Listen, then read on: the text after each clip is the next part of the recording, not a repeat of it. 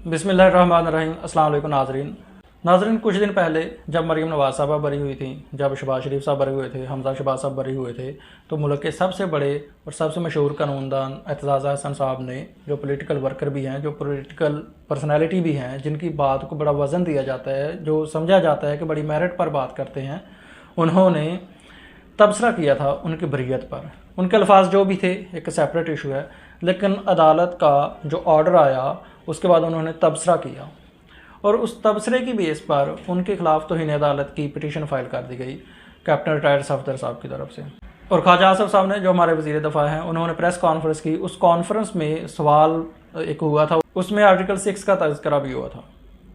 तो आज high court में जब ये तौहीन अदालत लगी, इस पर समाअत हुई, तो चीफ जस्टिस साहब ने इसको ख़त्म कर दिया, इसको वापस कर दिया, इसको डिसमिस कर दिया, ये कहकर कि अदालतें अपने फ़ैसलों से मानी जाती हैं। ये अदालत अपने फ़ैसलों से मानी जाती है क्योंकि जब फ़ैसला आ जाता है तो उस पर तनकीद करना, उस पर बात करना, उस पर बहस करना ये कानूनी है। कानून इजाज़त देता है कि अगर जब कोई फ़ैसला आता है तो उस पर बहस करें, उस पर बात करें, उसकी लीगैलिटी इलीगैलिटी की बात करें। अगर लीगैलिटी इलीगैलिटी बात नहीं करनी, फिर तो जो अपील का राइट है वो ख़त्म हो गया। क्योंकि अपील हम करते ही तब हैं जब हम किसी फ़ैसला को नहीं मानते, जब हम कहते हैं कि इसमें ये फ़लाँ लीगल और फैक्चुअल गलतियां हैं, तब जाके अपील होती है। और अपील राइट है किसी भी शहरी का, किसी भी फैक्ट्री का अपील करना राइट है। और अपील होती तब है जब फ़ैसला पर तनकीद की जाए। अगर फ़ैसला पर तनकीद नहीं करनी फिर तो अपील कर ही नहीं सकते। तो एतजाज़ हसन साहब ने जब फ़ैसला आया उस पर अपना व्यू दिया, उस पर तबसरा किया, तो उस तबसरे को तौहीन अदालत के ज़िम्रा में लाते हुए उनके खिलाफ petition for contempt of court file कर दी गई, जिसको हाई कोर्ट ने खारिज करके ये साबित किया, ये बताया कि अदालतों के फ़ैसलों पर तनकीद अवाम करती है, करती रहेगी। इसका ये हल नहीं है।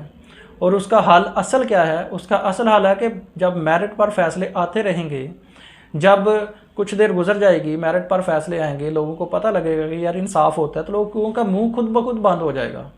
उन्होंने कहा कि जी ये अदालतें अपने फ़ैसलों से मानी जाती हैं। इसका मतलब ही ये है कि अदालतें जब फैसला करेंगी, लोगों को यकीन होगा कि मेरिट पर फैसला हो रहा है, इंसाफ हो रहा है, तो लोग बातें नहीं करेंगे। तौहीन अदालत, उन्होंने कहा जी कोई इलाज नहीं है, तौहीन अदालत कोई हल नहीं है। तौहीन अदालत होती है, पिटीशन फाइल होती है, इमरान खान साहब आते हैं, आके माफ़ी मांग जाते हैं। मुल्क के सीनियर कानूनदान बाबर वान साहब को सुप्रीम कोर्ट से नोटिस मिलता है तौहीन अदालत का, वो कहते हैं कि जी नोटिस मिला, कुछ नहीं लिया, बाद में वो भी माफ़ी मांग लेते हैं, ख़त्म मामला हो जाता है। तो तौहीन अदालत पर जब कोई गैर मशरूत माफ़ी मांग लेता है, नॉर्मल ट्रेन में उस पर माफ़ी मिल जाती है। और उसके बाद ये भी है कि जो कोर्ट्स के फ़ैसले हैं उन पर तनकीद करना, उन पर बहस करना, लीगैलिटी की बात करना शहरियों का राइट है, शहरी कर सकते हैं।